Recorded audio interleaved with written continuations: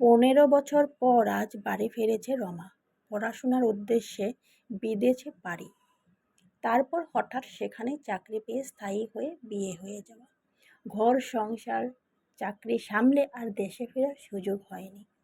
এত বছর পরে বাবার মৃত্যু সংবাদ তাকে দেশে ফিরতে বাধ্য করেছে।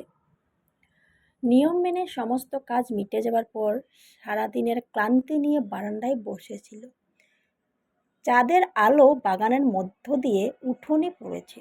বিদেশে ব্যস্ততার মাঝে সামান্য সময়টুকু সে নিজের জন্য বের করতে পারে না। কাল আবার ফিরে যেতে হবে। মনটা ভারাক্রান্ত। দূরে কতগুলো শুকনো গাছের দিকে তাকাতেই বুকটা কেমন যেন করে উঠল। দুহাত বাড়িয়ে কেউ যেন ডাকছে। হঠাৎ মনে পড়ে গেল বাবার কাঁধে উঠে খেলার কথা। শিমুল গাছটা বাবা আর রমা মিলেই লাগিয়েছিল। রমা তখন 5ম শ্রেণীর ছাত্রী। গাছটাকে একটু একটু করে বড় হতে দেখেছে রমা। বাবার বড় স্বাদের ছিল এই বাগান, আর শিমুল গাছটা ছিল রমার নিজের হাতে লাগানো একটি প্রথম গাছ।